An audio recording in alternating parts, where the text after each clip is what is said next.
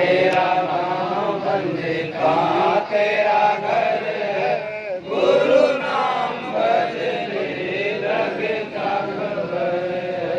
कौन तेरा बैरिया कौन हित कर है, गुरु नाम भजने लगता खबर है। कौन तेरा बैरिया कौन हित कर है, गुरु नाम भजने लगता खबर है।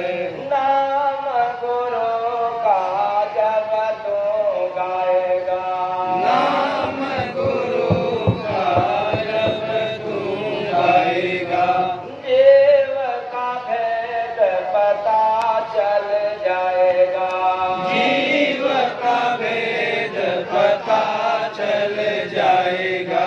जिसने किया तेरा गंदी क्यों नजर है, गुरु नाम बदले लगता खबर है। जिसने किया तेरा गंदी क्यों नजर है, गुरु नाम भजने लगता खबर है। पूजा पाठ करता है गंगा नहाता, पूजा पाठ करता है गंगा नहाता, देवी देवा तेरा दुख न हटाता। देवी देवा तेरा दुख न हटाता। आता जाता जग में जारी क्यों सफर है, गुरु नाम भजले लगता खबर है। आता जाता जग में जारी क्यों सफर है, गुरु नाम भजने लगता खबर है। तीरथ व्रत नया क्या जो करता, तीरथ व्रत हवन यज्ञ जो करता, बिन गुरु उसको ही भगति समझता। बिन गुरु से कोई भक्ति समझता। सीधे निज घर जाए कौन सा डगर है, गुरु नाम भजले लगता खबर है। सीधे निज घर जाए कौन सा डगर है, गुरु नाम भजने लगता खबर है। धर्म करम रहे संत के अधीना, धर्म करम रहे संत के अधीना, जय गुरु बंदे हो जा शरण में प्रवीणा। जय गुरु बंदे हो जा शरण में प्रवीणा। दुनिया में होते क्यों संत ही अमर है, लाइन को याद रखना आप लोग।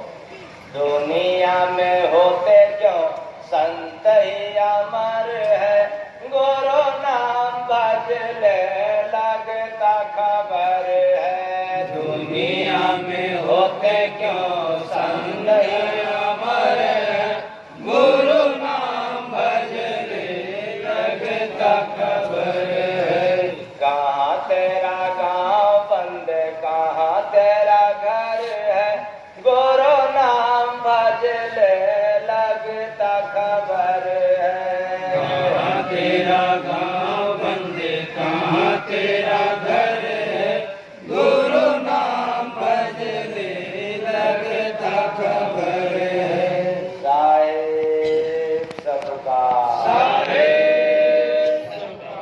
अब इस शादी के शुभ अवसर पर यदि केवल अध्यात्म की तरफ चला जाए तो भी शोभा नहीं देगा, लेकिन 2-4 मिनट की बातें इस पर समझ लिया जाए, क्योंकि कितने लोग शादी को देखने के लिए आए होंगे, कितने लोग यह समझ करके आए होंगे कि कैसे बिना मंत्र का है, और कितने लोग मुझे देखने के लिए आए होंगे कि कौन बाबा है कराने वाले। तो सबका निचोड़ जो है कि मिल जाए। तो पहले भजन पर जो अभी आप लोगों को सुनने को मिला कि कहाँ तेरा गांव बंदे कहाँ तेरा घर है, गुरु नाम भजले लगता खबर है। यह देह के लिए नहीं है, यह पंच भौतिक शरीर के लिए पैगाम नहीं है, ये मुर्दों के लिए पैगाम नहीं है, यह तो जिंदा के लिए। और जिंदा कौन है? शरीर आत्मा नहीं, शरीर के भीतर रहने वाला जीव। यह पैगाम आत्मा को है। ऐ जीव, तुम अमर लोक से चल करके मृत लोक में आया और यहाँ आने के बाद कहें घर मेरा, माटी चुन चुन महल बनाया। और लोग कहें घर मेरा, ना घर तेरा ना घर मेरा, और चिड़िया रैन तेरा। यहाँ से तो चले जाना है, और जो जहां से आया वहां जाएगा। यह देह संसार से पैदा हुआ मां के गर्भ में, क्योंकि मां के गर्भ में पहले शरीर बनता है, न कि जीव बनता है। जब शरीर बन जाता है तो चौथे महीना के नियर अबाउट कर्मों के अनुसार वह आत्मा आदेशानुसार आता है। और जब यहां से जाना होता है तो जीव जाता है, देह नहीं जाता। देह संसार में आया और शमशान में श्री राम नाम। तो वह जीव कहां से आया और कहां जाएगा कुछ अता पता है कि केवल तेरा मेरा में ही आकर के उलट गया। कहां तेरा गांव बंदे कहां तेरा घर है, कहां पता चलेगा? मंदिर में पूछोगे तो पता चल जाएगा ना? अच्छा, मस्जिद में? अच्छा, कोई खूब मंत्र का जाप कर ले, पता चल जाएगा कि नहीं? क्यों? आप सभी लोग ज्ञानी हो, बहुत वरीयता देते हैं ज्ञान की, और फिर भी अता पता कुछ नहीं। फिर न मंदिर से पता चलेगा न मस्जिद से पता चलेगा, ना तीर्थों में आप डुबकी लगा करके पता कर पाएंगे, ना आप अखंड हर कीर्तन से पता कर पाएंगे, ना आप अखंड मानस से आप पता कर पाएंगे, रामायण से। तब फिर पता कैसे चलेगा? आत्मा के बारे में कैसे पता चलेगा? उसी के लिए संदेश है पहला लाइन, कहां तेरा गांव बंदे कहां तेरा घर है। आगे की लाइन, गुरु नाम भजले लगता खबर है, कहाँ तेरा गांव बंदे कहाँ तेरा घर है, गुरु नाम भजले लगता खबर है। गुरु नाम भजले लगता खबर है। जब किसी संत सदगुरु की नाम की आप सिमरन करेंगे तब आपको पता चलेगा। इसके सिवाय दुनिया में न कोई वेद है, न शास्त्र है, न शस्त्र है, न कोटिन उपाय आप कर लो, फिर भी आत्मा का खबर आपको पता नहीं चलेगा। आत्मा कहां से आया और कहां जाएगा, कैसे आया कैसे जाएगा, यह किसी पुस्तक में मिलने वाला तो मिलता कैसे? कहते पता नहीं, हम तो पढ़े लिखे नहीं। यही ना, एक डॉक्टर साहब एक व्यक्ति से सवाल पूछा और वो सवाल भी बड़ा सिंपल था। क्या पूछा कि आपका वजन कितना है? मतलब भोजन नहीं, भजन भी नहीं, आपका वजन कितना है? तो व्यक्ति कहता है चश्मे सहित 75 केजी। किसके सहित? चश्मे सहित 75 केजी। तो डॉक्टर ने फिर पूछा कि अच्छा मेरा चश्मे का वजन बताओ। तो आदमी जवाब देता है कि मुझे दिखता ही नहीं, मैं बताऊं क्या, चश्मा उतर गया तो मुझे क्या पता कि कितना मेरा वजन है। इसलिए मैंने बताया चश्मा सहित 75 चश्मा है नहीं देखने का। कौन संसार को देखने के लिए चश्मा लग गया। अरे तेरे भीतर सांस चल रही है, इसके लिए कोई चश्मा आज तक विज्ञान के पास नहीं हो सका। वो चश्मा आपके पास है, वही चश्मा आपको लग जाए मिल जाए तो आप उस परमात्मा को भी देख सकते हो, और कहीं और नहीं, अपने मन मंदिर में, अपने ही पास। लेकिन तब जब गुरु नाम बजले लगता खबर है, कहाँ तेरा गांव बंदे कहाँ तेरा घर है, गुरु नाम भजले लगता खबर है। किसका नाम? गुरु नाम। गुरु का नाम तो भजना पड़ेगा, क्योंकि दुनिया में वेद शास्त्र पुराणों का अध्ययन करके देख ले, कोई अमर हुआ है संसार में, काल माया के देश में, जहां झूठ, हत्या, पाप, लूट इत्यादि हो रहे हो, और ऐसे संसार में भी अगर कोई मुक्त होता है, कोई अमर होता है, तो संत पुरुष होते हैं। सतगुरु भगवान की जय। जहां लोग कहते हैं कि बिना झूठ का काम नहीं बनने वाला है, बिना बेईमानी का कुछ नहीं बात बनने वाला है, फिर भी ऐसे में लोग नहीं अमर हुए। पर संत महापुरुष जब से सृष्टि बना तब से आज तक अगर कोई अमर हुआ है तो कोई संत सद्गुरु हुआ है। इसलिए अचेतन प्राणियों, जब संतों की दिए गए नाम की बारंबार सुमिरन करेंगे, याद करेंगे, तब पैगाम मिलेगा, वरना पढ़ते पढ़ते दुनिया से चले जाएंगे लेकिन समझ में आने वाला नहीं है। तो कहाँ तेरा गांव बंदे, कहाँ तेरा घर है, गुरु नाम भजले लगता खबर है। कहाँ तेरा गांव बंदे, कहाँ तेरा घर है, गुरु नाम भजले लगता खबर है। अचेतन प्राणियों, एक बात पता चला कि बिना गुरु का कोई आज तक संसार से पार नहीं हुआ है। अब इस बात को हम लोग समझ क्यों नहीं पाते? क्योंकि हम लोग मंत्रों के जाल में फंस गए हैं। किसके जाल में? मंत्रों के जाल में फंस चुके हैं, और इस कदर फंस चुके हैं कि निकल नहीं सकते। तो ये मंत्र, तंत्र, घंट जितना है सब फंसाने वाला है। किसको? इंसान को नहीं, मुर्दा को नहीं। मुर्दा के लिए जाल नहीं फैलाया गया है, जिंदों के लिए जाल फैला गया, अर्थात आत्मा के लिए। क्या? आत्मा भजन न करने पाए, बाकी सब दुनिया का काम कर सके। भजन न करने पाए, जब भजन करने की बारी आए तो मेरे पास टाइम नहीं, टाइम नहीं है, और भूख नहीं है, फिर भी भोजन करने के लिए टाइम है।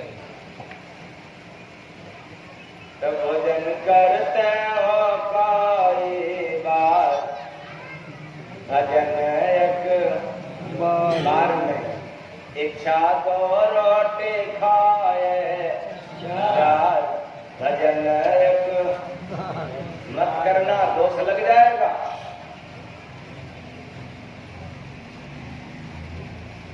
आए चेतन प्राणियों, हम लोग मंत्र पर बहुत विश्वास करते हैं। चलिए, मैं आपके मंत्र का विरोधी नहीं हूं, लेकिन एक बात निश्चित है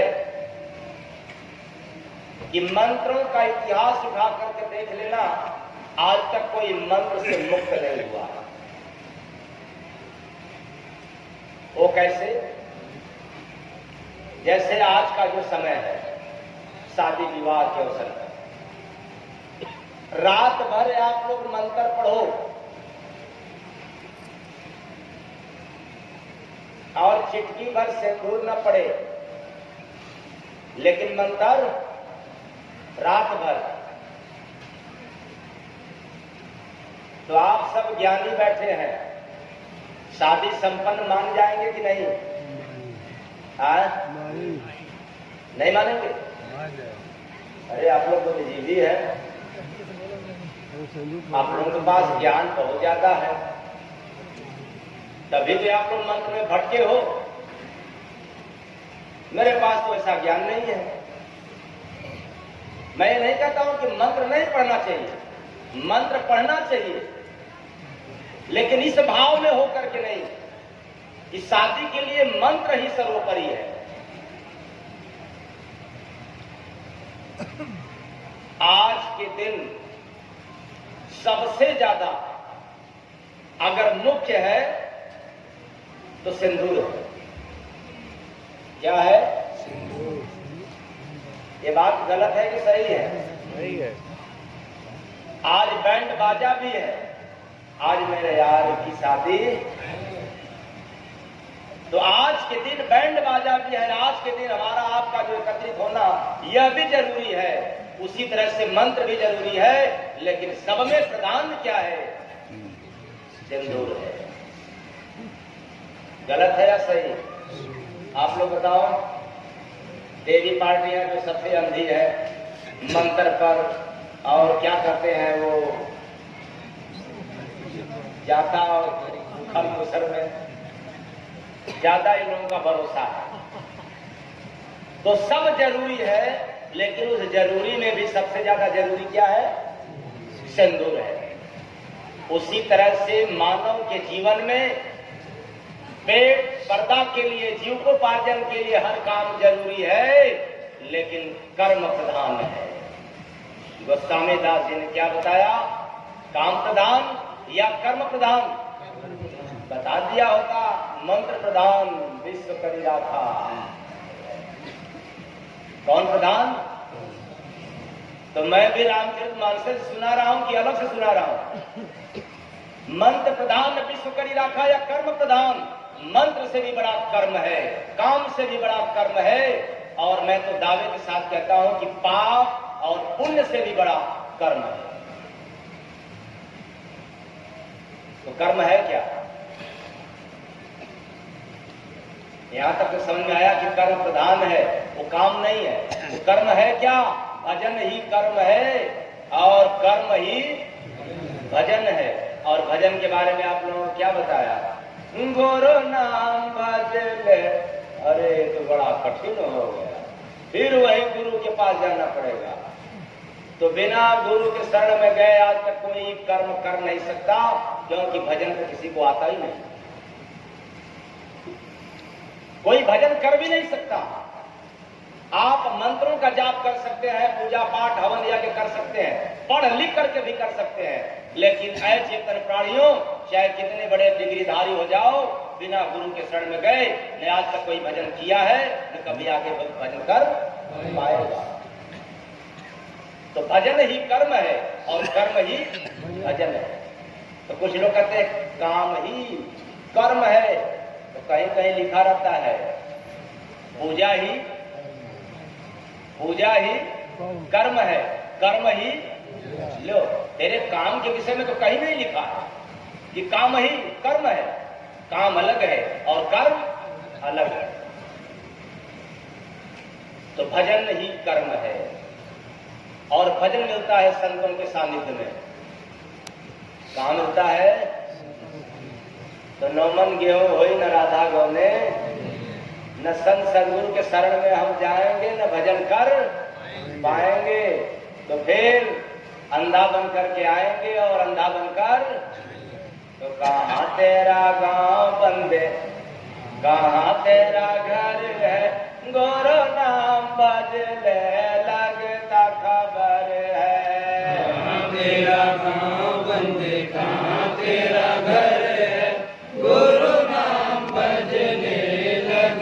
खबर है। तो कर्म प्रधान है। पूजा पाठ हवन यज्ञ तंत्र मंत्र घंट वेद शास्त्र सबसे सर्वोपरि है मनुष्य के लिए कर्म। इसलिए गोस्वामी दास जी ने वरिता दिया है कर्म को। चेतन प्राणियों, यदि आप कर्म करेंगे तो आपका जीवन सुंदर होगा। यदि आप कर्म नहीं करेंगे तो मंत्र कितना सुन लीजिए, कितना भी जप लीजिए, कितना भी जपवा लीजिए, लेकिन कर्म तो गंदा है। वैसे जैसे रोज गया गंगा जी में स्नान करने के लिए और स्नान करके आया तो फिर 99 में फंस गया। उधर गया स्नान करने के लिए और जब इधर आया तो फिर दूसरे ने स्नान करना चालू कर दिया। उधर गया पंडा पुजारी बन गया और इधर कुछ और बन गया। उधर तो आप पूजा पाठ भी करते हो, भगवान का नाम भी लेते हो, और इधर काम में भी बेईमानी करते हो। मुख में राम बगल में छुरी, अपा जब हाथ काट ले बूढ़ी।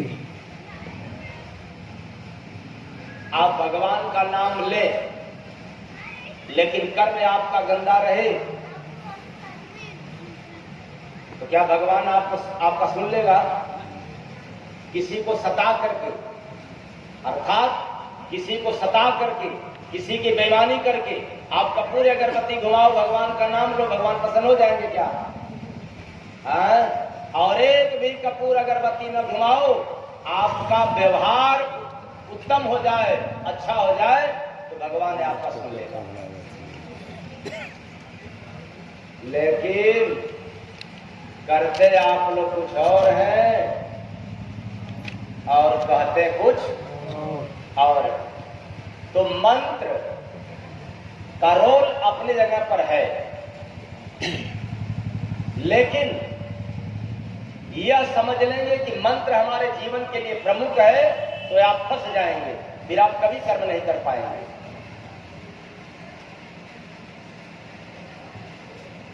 विचार करें, मां के गर्भ में जीव आया, किसने मंत्र पढ़ा था? मां के गर्भ में जीव आया, कौन पढ़ा था मंत्र? मतलब बिना मंत्र का आया। पैदा होते समय कौन मंत्र पढ़ा था? कोई नहीं पढ़ा। बड़े बड़े ज्ञानी फंसे हैं इसमें, कोई मंत्र नहीं पढ़ा। जब यहां से जाना होता है तो कौन मंत्र पढ़ता है? कोई नहीं पढ़ पाता। फिर पिछवा में कहां से मंत्र का लफड़ा आ गया इतना कि मंत्र पढ़ो तब इसका काम होगा। मैं दावे के साथ कह रहा हूं, फिर एक बार, मैं मंत्र का विरोध नहीं करने आया हूं, मंत्र से आपको उबारने के लिए आया हूं। मंत्र, जब आप खाली रहो तो मंत्र पढ़ो, खूब मंत्र पढ़ो। आज तो सारे लोग एंगेज हैं, सारे लोग बिजी हैं। इसके बाद ये करना है, उसके बाद वो करना है, फिर ये करना है, और फिर आप लोग बैठ गए मंत्र में। एक काम को करने के लिए मंत्र पढ़ना चालू कर दिया। चिटकी भर सिंदूर डालने के लिए आप लोग मंत्र का जाप करवाते हो।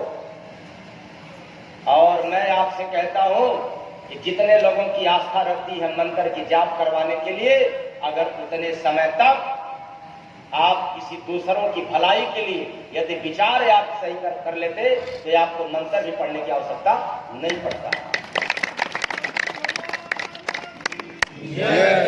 उतने देर तक केवल आपका विचार, उधर मंत्र पढ़ा जा रहा है और इधर तो कब जल्दी हो जाए, जल्दी जल्दी हो जाए।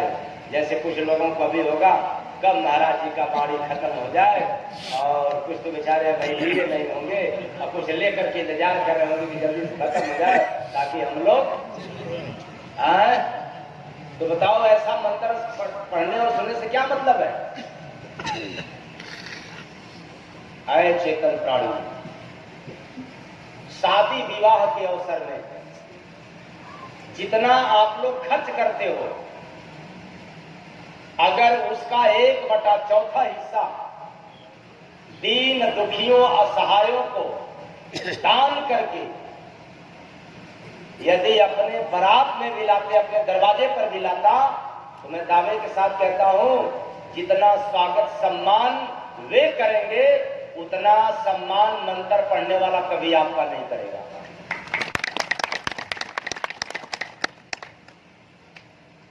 आपके पास पैसा है, लुटाओ ना, किसी साधु महात्मा को मत लुटाओ, मंत्र पढ़ने पढ़ाने वालों को मत लुटाओ। यदि आपको लुटाना है तो दीन दुखियों और असहायों में लगा करके आओ, खूब बैंड बाजा बजा करके। उधर तो पैसा खर्च करने में बाकी ढीला हो जाता है कि उससे क्या लाभ मिलेगा, तो मंत्र से क्या लाभ मिलेगा। जब यहां से प्राण निकलना होगा तो मंत्र वालों से कह देना कि आप मंत्र पढ़ो और ये प्राण रुके। रुक जाएगा कि नहीं? हाँ, नहीं रुकेगा तब शादी कैसे करा दिया? जिस मंत्र में दम नहीं है रोकने के लिए मौत को, तो मौत किसका होता है, देह का कि आत्मा का? देह का। तो देह की मौत को मंत्र नहीं रोक सकता, तो बताओ ये शादी संपन्न कैसे करा सकता? इसका मतलब कि दिमाग में घर कर गया है कि मंत्र पढ़ेंगे तब शादी होगा। और जय गुरु वंदे महाराज ललकार के कहते हैं कि भजन करोगे, कर्म करोगे तो बिना मंत्र का तेरा सब काम होगा।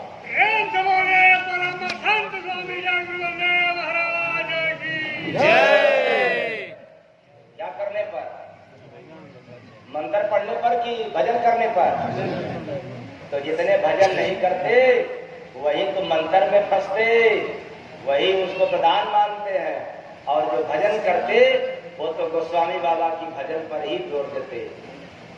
इसलिए अचेतन प्राणियों, इस आत्मा का ठिकान बड़े बड़े ज्ञानी विद्वानों को नहीं पता चला, लेकिन संत सद्गुरु के शरण में रहने वाले साधक को पता चल जाता है कि आत्मा कहाँ से आया है और कब जब जाएगा, कैसे जाएगा। वो रास्ता उसको मिल जाता है चमड़े की आंख से नहीं, ज्ञान से नहीं, विवेक से।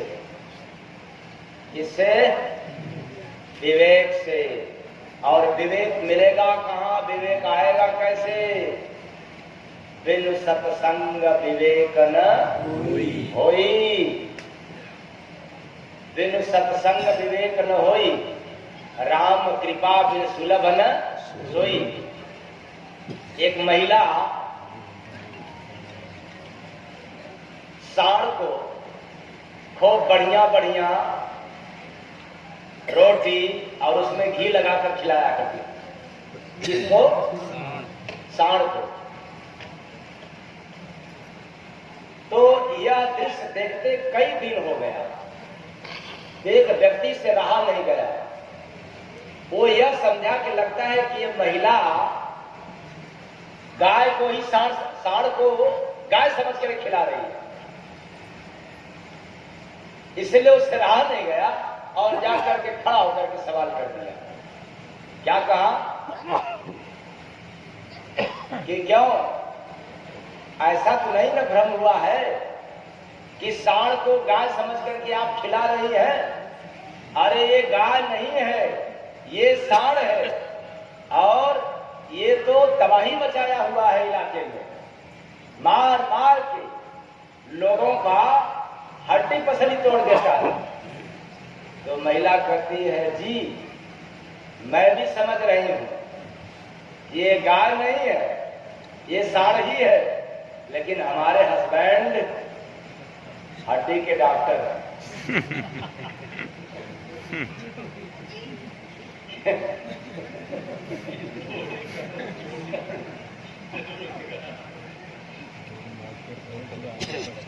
ये हड्डी के डॉक्टर है और उनका हॉस्पिटल इसी बेचारे सांड के द्वारा चल रहा है।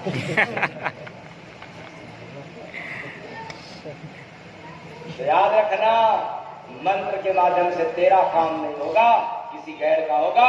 यदि अपना निजी काम बनाना हो तो भजन करना पड़ेगा, आत्मा के कल्याण के लिए भजन करना पड़ेगा। इसके सिवाय कोई दूसरा उपाय न है, न कभी भविष्य में होगा। भजन तो करना पड़ेगा। और जो भजन में लीन हो गया सारा खटकर्म से दूर हो गया।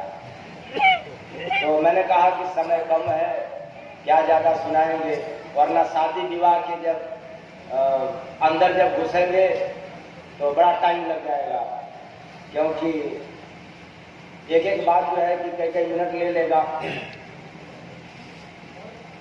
तो शादी विवाह की रस्म में आप को जो संदेश सुनाया उसके प्रति भ्रम आने की कोई आवश्यकता नहीं है। आपको नाव को देना है तो खूब दीजिए, खूब लुटाइए। किसी पंडित को देना है तो खूब लुटाइए। दान करेंगे तो अच्छा है। बिना मंत्र का दान करो। मंत्र पढ़वा करके दान करोगे तो तेरा दान नहीं हुआ, उतना तो पंडित जी से खटवा लिया। उतना तो पंडित जी से काम करवा लिया और बदले में देते हो और सीना फुलाते हो कि हमने तो विवाह में क्या पूछना। नहीं, बिना मंत्र पढ़ाए आप दान करो, खूब करो, क्या करा जाए। मंत्र का चक्कर हटा दो और मंत्र पढ़ते रहोगे तो तुम्हें दान करना नहीं आएगा। दान करने नहीं आता, इसलिए तो पंडित जी कहते हैं कि यहाँ 500 रुपया रख। अगर तुझे दान करने आता तो पंडित जी को कहना नहीं पड़ता कि यहाँ 1000 रख। यही बात तो तुम मंत्र में इस कदर फंस गया है, भूल गया है कि तू दान पुण्य परोपकार का भी काम नहीं करता। ऐ चेतन प्राणियों, अरे संतों के शरण में जाओ और झुक जाओ, तुम्हें सब कुछ आ जाएगा। भक्ति, भजन, सेवा, दान पुण्य सब करने आ जाएगा। सतगुरु भगवान की जय। तो अब मैं चाहूंगा कि मुझसे भी तो आप लोगों ने खटवा लिया। अब आप लोग सिंदूर के लिए तैयारी करें।